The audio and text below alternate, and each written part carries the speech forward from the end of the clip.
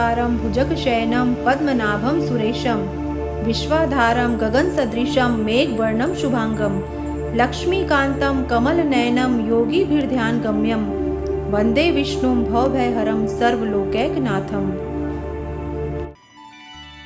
श्लोक के पश्चात वीडियो के अंत में गीता महात्म्य अवश्य सुने।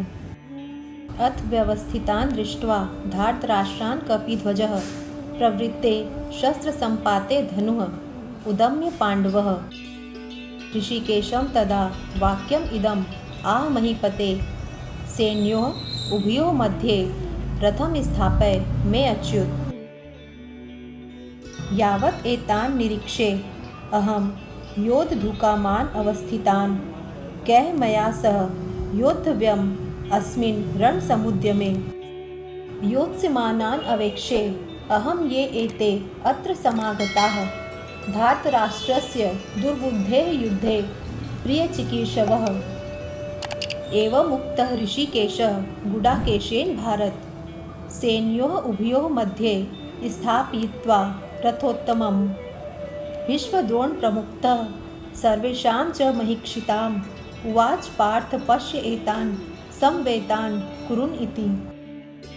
तत्र अपश्यत् स्थितान् पार्थः पितॄन् अथ पितामहान् आचार्यान् मातुलान् भ्रातॄन् पुत्रान् पौत्रान् सखीन् तथा श्वशुरान् सुहृदः च एव सैन्योः उभयोः अपि।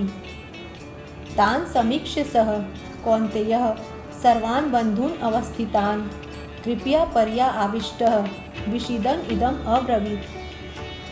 दृष्ट्वा इमं स्वजनं कृष्णयुयुत्सुं समुपस्थितं सिदन्ति मम गात्राणि मुखं च परिशुष्यति वेपथुः च शरीरे में रोमहर्षः च जायते।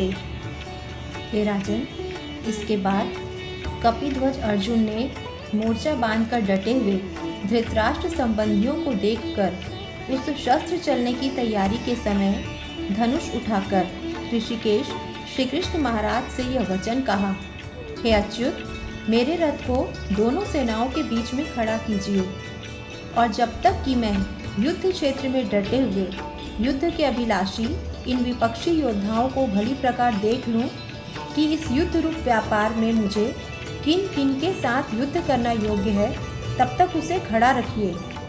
दुर्बुद्धि दुर्योधन का युद्ध में हित चाहने वाले जो ये राजा लोग इस सेना में आए हैं, इन युद्ध करने वालों को मैं देखूंगा।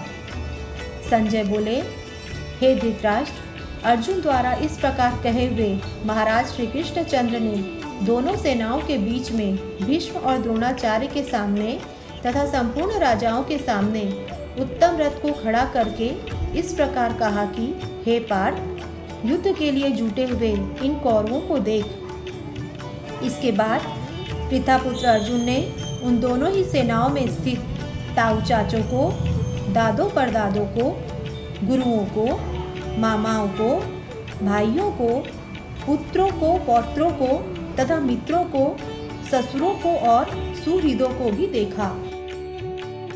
उन उपस्थित संपूर्ण बंधुओं को देखकर वे कुंती पुत्र अर्जुन अत्यंत करुणा से युक्त होकर शोक करते हुए यह वचन बोले। अर्जुन बोले, हे कृष्ण, युद्ध क्षेत्र में डटे हुए युद्ध के अभिलाषी इस स्वजन समुदाय को देखकर मेरे अंग शिथिल हुए जा रहे हैं और मुख सूखा जा रहा है तथा मेरे शरीर में कंप एवं रोमांच हो रहा है।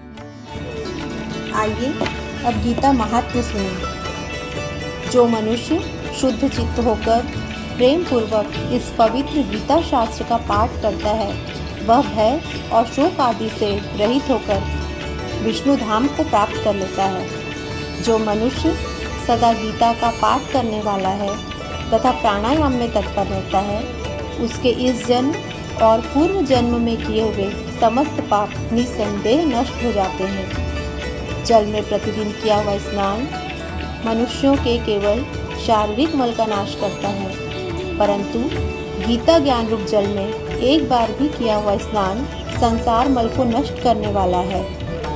जो साक्षात कमलनाभ भगवान विष्णु के मुख कमल से प्रकट हुई है, उस गीता का ही भली भांति गान अर्थ सहित स्वाध्याय करना चाहिए। अन्य शास्त्रों के विस्तार से क्या प्रयोजन है। जो महाभारत का अमृतोपम सार है तथा जो भगवान श्री कृष्ण के मुख से प्रकट हुआ है, उस गीता रूप गंगा जल को पी लेने पर पुनः इस संसार में जन्म नहीं लेना पड़ता। संपूर्ण उपनिषदें गौ के समान हैं। गोपाल नंदन श्री कृष्ण दूहने वाले हैं, अर्जुन बछड़ा है तथा महान गीतामृत ही उस गौ का दुग्ध है और शुद्ध बुद्धि वाला श्रेष्ठ मनुष्य ही इसका भोक्ता है। देवकी नंदन भगवान श्री कृष्ण का कहा हुआ गीता शास्त्र ही एकमात्र उत्तम शास्त्र है। भगवान देवकी नंदन ही एकमात्र महान देवता हैं। उनके नाम ही एकमात्र मंत्र हैं और उन भगवान की सेवा ही एकमात्र कर्तव्य कर्म है। जय श्री कृष्ण।